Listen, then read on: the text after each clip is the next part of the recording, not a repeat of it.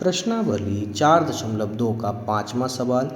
एक समकोण त्रिभुज की ऊंचाई इसके आधार से 7 सेंटीमीटर कम है।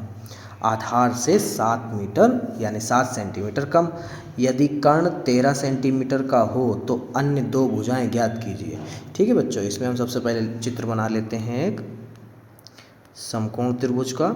इसको नाम दे देते हैं ए, बी और सी।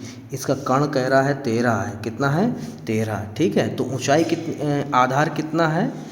हम आधार को मान लेते हैं x और कह रहा है कि 7 सेंटीमीटर कम है ऊंचाई तो आधार से, तो यहाँ पर कर लेते हैं 7 कम कर लेते हैं ऊंचाई से। ठीक है, कुछ इस प्रकार से। अब इसको लिख लेते हैं हम लोग।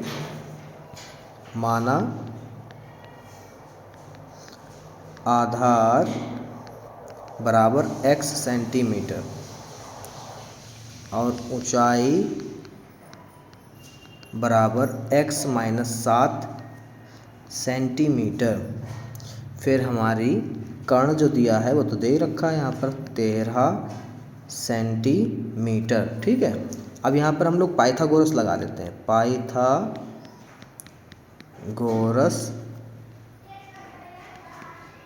प्रमेय से। ठीक है बच्चों, पाइथागोरस प्रमेय क्या कहती है? कहती है कर्ण का स्क्वायर बराबर आधार का स्क्वायर प्लस लंब यानी ऊंचाई का स्क्वायर। ठीक है, उसके बाद में मान रख देते हैं। कर्ण हमारा 13 है, 13 का स्क्वायर बराबर आधार हमारा x है तो x का स्क्वायर, लंब हमारा जो है x माइनस 7 है तो उसका होल स्क्वायर। 13 13 में हो जाएगा 169 बराबर x स्क्वायर। यहाँ पे a माइनस बी का होल स्क्वायर वाला फार्मूला लगाते हैं। a square plus B square minus 2a और ये घर का b, तो 169 बराबर, यहाँ पर ध्यान दीजिए, एक एक्स स्क्वायर दोनों जुड़ जाएंगे, 2x स्क्वायर हो जाएंगे, प्लस 7 7 49 माइनस 7 दूनी 14x। फिर क्या करते हैं, इनको ट्रांसफ़र कर देते हैं, इधर 0 बना लेते हैं। 2x square plus 49 minus 14x, ये जो 169 प्लस के थे इधर आए माइनस के हो गए। फिर उसके बाद में इसको सेट कर लेते हैं। सेट होने पर हमारा आएगा, इसको सीधा कर लिख लेते हैं, 2x स्क्वायर माइनस 14x, यहाँ पर ये प्लस का है ये माइनस का है तो इसको घटा देंगे तो हमारा बन जाएगा 120, माइनस का 120 क्योंकि माइनस वाले ज़्यादा हैं। फिर यहाँ पर जो है हम 2 कॉमन ले लेते हैं, 2 कॉमन ले लेते तो यहाँ पर बचा x स्क्वायर, यहाँ बचा 7x, यहाँ पर बचा हमारा माइनस का 60 बराबर में 0। ठीक है, अब ये 2 जो था हमारा इस साइड चला आएगा तो हो जाएगा 0। ठीक है, तो इसको नई समीकरण जो हमारी है इसको लिख लेते हैं।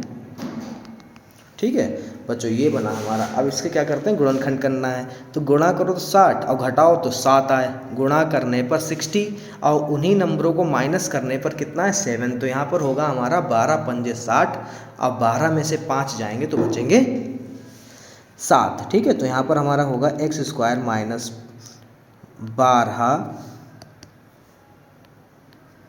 12 माइनस 5, फिर x माइनस 60 बराबर में 0।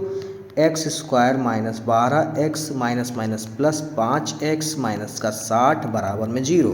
फिर आगे जो है हमारा वो हो जाएगा x स्क्वायर, यहाँ से x कॉमन ही कर लेते हैं तो यहाँ पर जो x हम कॉमन करेंगे तो x कॉमन कर लिए, यहाँ पर बचा x माइनस का 12, फिर प्लस 5 कॉमन कर लेते हैं तो इधर हो जाएगा हमारा x माइनस का 12 बराबर में 0। तो एक आ गया हमारा x प्लस 5, दूसरा हमारा है x माइनस 12 बराबर में 0। ठीक है बच्चों, उसके बाद में x प्लस 5 बराबर में हम 0 रख लेते हैं। ये रखना ही पड़े क्योंकि हमें x के दोनों मान निकालने होते हैं।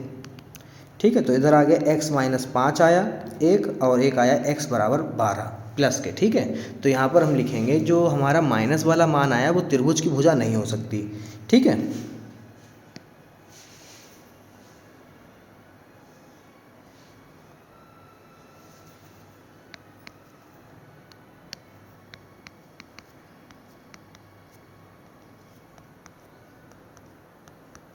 तो जो हमारा x बराबर माइनस 5 आया है वो मान्य नहीं होगा। ठीक है, x बराबर 12 मान्य होगा। इसमें क्यों ऐसा हो रहा है, क्योंकि त्रिभुज में हम लोग माइनस या किसी भी लंबाई चौड़ाई में हम लोग माइनस नहीं ले सकते, माइनस नाप ही नहीं सकते। ठीक है, तो इसलिए हम यहाँ पर जो है मान्य हमारी होगी, तो हमने जो माना था आधा दूसरी भुजा जो थी हमारी उस पर लिखते हैं दूसरी भुजा जो थी वो हमारी थी x माइनस 7, तो x का मान यहाँ पर 12 है, तो कितना आ गया हमारा 5, यानी लंबाई जो है वो कितनी आ गई 5। ठीक है, और हमारा आधार क्या होगा बच्चों, आधार हमारा x था, तो यहाँ पर आधार जो होगा वो हमारा हो जाएगा x बराबर 12। ठीक है, आशा करता हूँ ये क्वेश्चन आपके समझ में आ गया होगा।